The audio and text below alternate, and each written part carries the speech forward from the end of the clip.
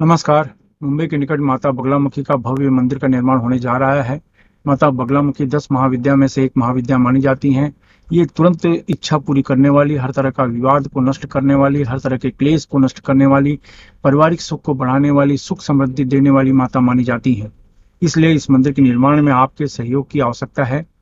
शुरुआत में ईंट और पत्थर के रूप में भी आप दान कर सकते हैं, या आप किसी भी रूप में सहयोग कर सकते हैं और इनकम टैक्स की आयकर धारा एटीजी के अंतर्गत छूट का लाभ ले सकते हैं।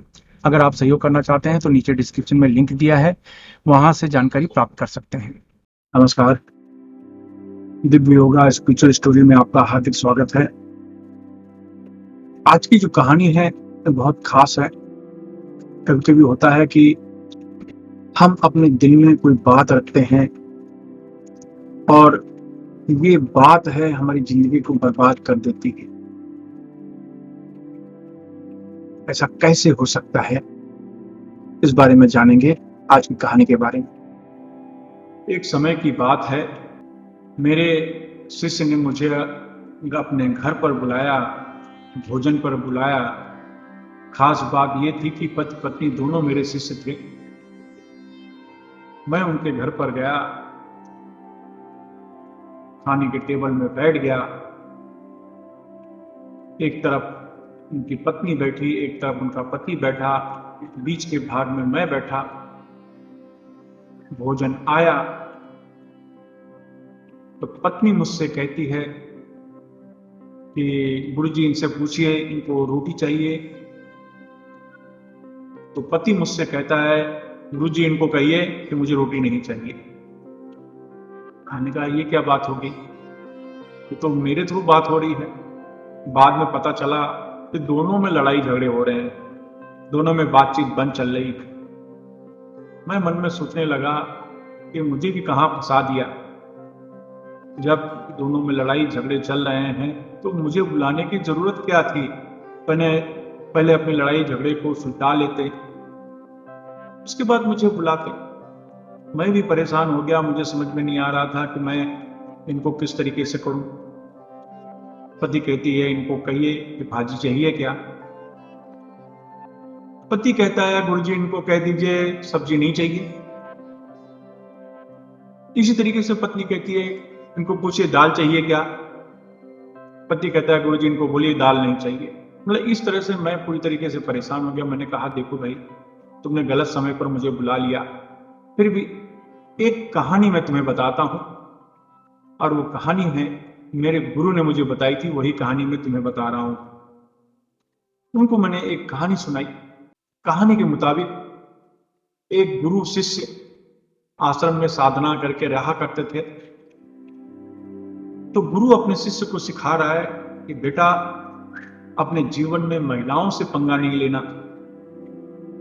महिलाओं से बातचीत नहीं करना, महिलाओं से भरोसा नहीं करना, महिलाओं पर भरोसा नहीं करना। महिलाएं नर्क का द्वार होती हैं, महिलाएं नुकसान कराती हैं, महिलाएं तकलीफ देती हैं, महिलाएं समस्या पैदा करती हैं। इस तरीके से उस गुरु ने उस शिष्य को 2 घंटे तक व्याख्यान दिया। शिष्य ने कहा ठीक है गुरुजी, जो आपने कहा मैंने अपने दिमाग में बिठा लिया कि महिलाओं के चक्कर में नहीं पड़ना। ये बात वहां हो गई। इसके बाद एक समय था कि उनको नदी पार करना था। नदी के तट पर पहुंचे। नदी में जो पानी था वो कहते ना कि घुटने घुटने भर पानी था, ज्यादा पानी नहीं था, घुटने पर घुटना घुटना पानी था। और नदी पार करने के लिए जैसे ही वो लोग सोच रहे थे, वैसे ही एक खूबसूरत महिला उनके सामने आ गई। उन्हें कहा गुरुजी मुझे बहुत जरूरी है, बहुत जल्दी है, मुझे उस पार जाना है। अगर मैं ऐसे जाऊंगी तो मेरे कपड़े गीले हो जाएंगे, कृपया मुझे मदद करो। तो गुरुजी ने आओ ना देखा ताओ, उस महिला को कंधे पे बिठाया और इस पार से उस पार उतार दिया। महिला वहां से चली गई। शिष्य ये देख रहा था। शिष्य मन में सोच रहा था गुरुजी उस दिन तो मुझे 2 घंटे तक व्याख्यान दे रहे थे, महिलाएं ये हैं, महिलाएं वो हैं, ये ऐसा हो जाएगा वैसा हो जाएगा, और ये तो 1 सेकंड भी नहीं लगा गुरुजी को सोचने में, फट से उन्होंने उठाया और उस पार छोड़ दिया। ये क्या हो गया। गुरुजी ने, शिष्य ने हफ्ता 10 दिन तो बात ही नहीं किया। उसका मन खिन्न खिन्न रहने लगा। उसका किसी काम में इंटरेस्ट नहीं है और दिमाग में यही बात कि गुरुजी ने ऐसा क्यों किया, और ऐसा किया तो किया, मुझे फिर क्यों नहीं बोला। खुद ही महिला को बिठाया और चलते बने। अजीब से हालात हो गए। आखिर में 7-8 दिन के बाद शिष्य से रहा नहीं गया। वो उसने कहा, गुरुजी एक बात बताइए, आपने तो उस दिन बड़े बड़े व्याख्यान दिए, मुझे कहा कि महिलाएं ऐसी होती हैं, महिलाएं वैसी होती हैं, इनके चक्कर में नहीं पड़ना। उस दिन तो आप एक सेकंड हुआ नहीं, आप महिला को कंधे पर लिए और उस पार छोड़ दिया। ये क्या मतलब है? आप मुझे कहते कुछ हैं और करते कुछ हैं, ये तो गलत बात है।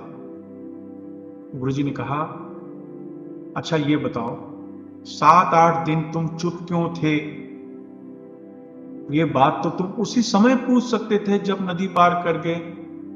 जब हमने नदी पार किया उसी समय आप पूछ सकते थे। उस समय क्यों नहीं पूछा? ये 8-10 दिन के बाद क्यों पूछ रहे हो? भाई, मेरे ऊपर एक बोझ था, मैंने नदी के उस पार तुरंत उतार दिया, बोझ खत्म हो गया। तुम अपने मन में बोझ क्यों रख रहे हो? और रख के तुम्हें मिला क्या?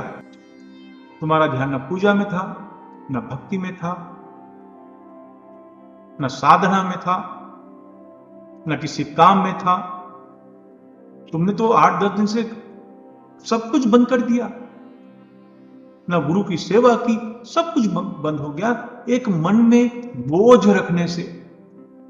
यानी तुम अपनी साधना से 10-15 दिन पीछे हो गए, और अगर ये उसी समय पूछ लेते तुम्हारा बोझ उतर जाता।